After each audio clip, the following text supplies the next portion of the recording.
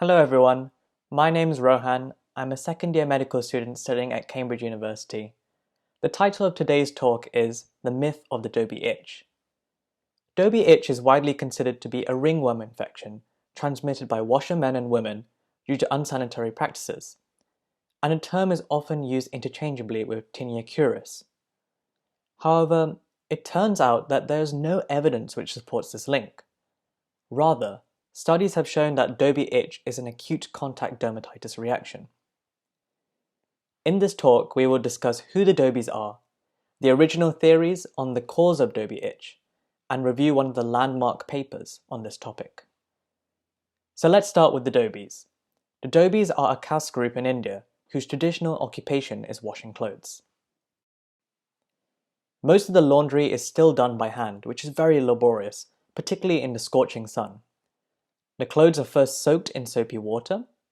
Then the dhobies beat the clothes on a flogging stone to wring out any dirt or stains.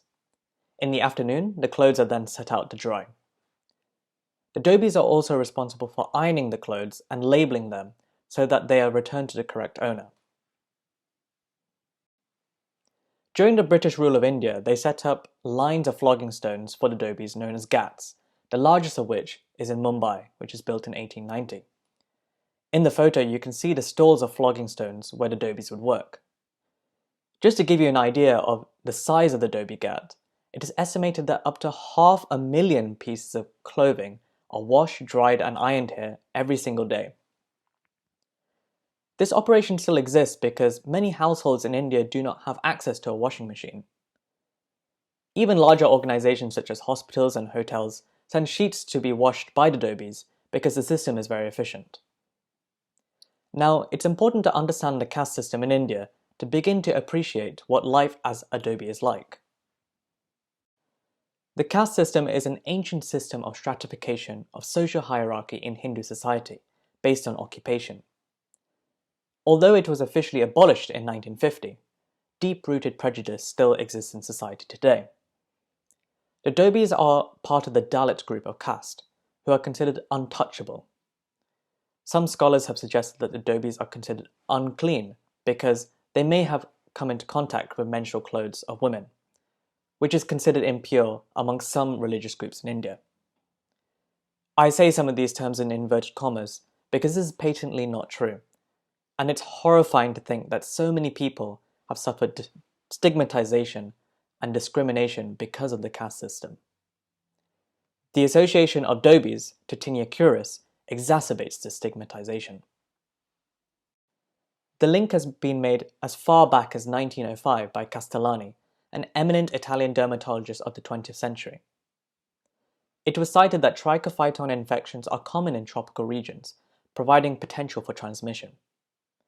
Castellani also noted that the dhobies had unsanitary laundry practices, such as washing clothes in small pools of stagnant water, and washing clothes of infected people together with non-infected people. Therefore, he hypothesized that the dhobies may be contaminating the clothes with the pathogen, causing outbreaks of tinea curis. However, there is no evidence supporting that the dhobies spread infection through laundry. Castellani himself concedes in 1932 that he has, and I quote, never succeeded in finding the fungus in clothes newly received from the dhobi, either microscopically or by inoculating small portions of linen in sugar media.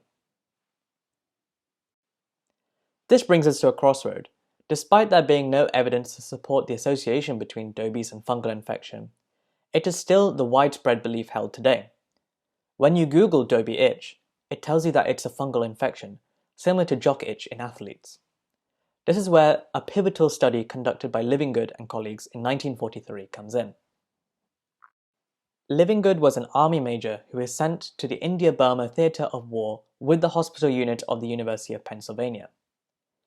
One significant work he produced whilst on duty was the Military Manual of Dermatology, which he co-authored with two other physicians. Not only was it helpful for medical personnel during World War II, it also propelled the post-war expansion of dermatology as a specialty in America. In India, he found that over a 3-month period, there was no increase in the incidence of cutaneous fungal infections in large groups of men who wore dhobi wash clothes compared to those who did not wear Dhobi wash clothes. Also, no isolated outbreaks could be traced back to a single Dhobi. Therefore, it seems that there is no epidemiological evidence which supports the hypothesis that Dhobies were transmitting an infection. And there was no reason to believe this hypothesis. Livingood observed that the Dhobies thoroughly scrubbed the clothes in soapy water and beat them against rocks, and equipped with such force that buttons were often broken. Clothes were then left to dry in the hot sun. This should drive out any pathogens. Instead, he astutely noted that the exact localization of the lesion corresponded to the mark which Dhobies used to label the clothes. This is a figure which I've taken from the Livingood paper. I've highlighted where the marks are on the clothes. We have a pair of shorts, the collar of a shirt, and a sock. And here I've tried to put in text what these marks are because unfortunately the image quality isn't that great. These marks correspond with areas of dermatitis. Here, shown at the back of the neck, which would correspond with contact with the collar, and on the right lower back, due to contact with the mark on the waistline of shorts. In addition, if the person wore a necktie, it tended to worsen the symptoms of itchiness, erythema, and vesiculation. However, in the case of the shorts, if a person wore a vest or a shirt which was tucked in between the skin and the waistband mark, this reduced the symptoms. All these observations are indicative of an acute contact dermatitis due to the mark used by the Dhobies. Let's take a closer look at how the Dhobi mark is produced. The Dhobies used nuts from a tree locally known as the bilwa nut tree. This has been identified as Semicarpus anacardium species, which is found in the outer Himalayan regions of India. This is a picture of a bilwa nut, also known as the marking nut. A pin is inserted into the dark capsule of the nut so that the brown fluid extract adheres to it. This is used to mark clothes, as shown in this photo from Livingood's paper. The mark is resistant to several cycles of washing. The extract is believed in some cultures to have therapeutic properties, such as increasing male fertility, and it's utilized extensively in Ayurvedic medicine. However, the Dhobies were aware that the extract poisoned some individuals, apparently whom the tree disliked, and caused symptoms of dermatitis. Livingood conducted extensive patch testing to investigate the hypothesis that the Dhobi mark from the S. anacardium nut was the cause of contact dermatitis. Patches were prepared by marking small strips of white cotton cloth with the extract of the nut in exactly the same manner as the Dhobies did for marking clothes. Patches were then fixed onto the flexor surface of the forearm and covered with cellophane. They were removed after 48 hours and readings were taken and then retaken after 1 week. The results show that over 80% of people previously affected by mark-induced dermatitis had a reaction to the patch with the S. anacardium nut extract, compared with only 13% in the control group, and it was noted that these reactions were mild. A further 332 patch tests were done with modifications to prove that the reaction was caused by an allergen in the extract rather than a microorganism. For example, it was noted that boiling the patches for 5 to 30 minutes did not affect patch reactivity, neither did exposure to sunlight or harsh solvents, or even washing with soap and water. If this were an infection caused by a fungus, all these modifications should affect the patch reactions. However, allergens or haptens are small stable molecules which can resist harsh conditions. Therefore, they are still able to cause a reaction in sensitized individuals. More recent patch testing using a fin chamber has confirmed that urushiol is the active allergen found in the S. anacardium linseeds. In this prospective study, they found that 100% of sensitized individuals had a reaction to the urushiol in the smoke of burnt seeds, whereas none of the controls had a reaction. Urushiol is a known allergen that is also found in poison ivy. So in conclusion, Livingood's paper proves that Dhobi itch is a contact dermatitis reaction, and this has been replicated in more recent experiments.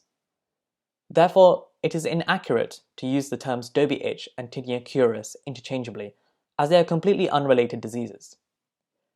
A more appropriate name might be Dhobie mark dermatitis, which Livingood himself suggested. These days, dhobies often avoid marking the clothes directly by tying a separate labelling tag to the garment. With no evidence for the link between tinea curis and the dhobies, one must ask why this was accepted in the first place and is still the prevailing view amongst many dermatologists.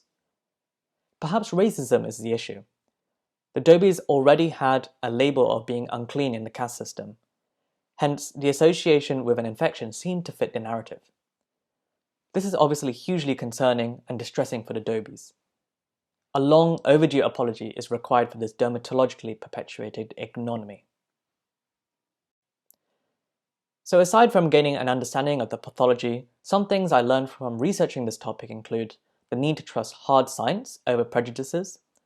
Also, we should avoid recency bias.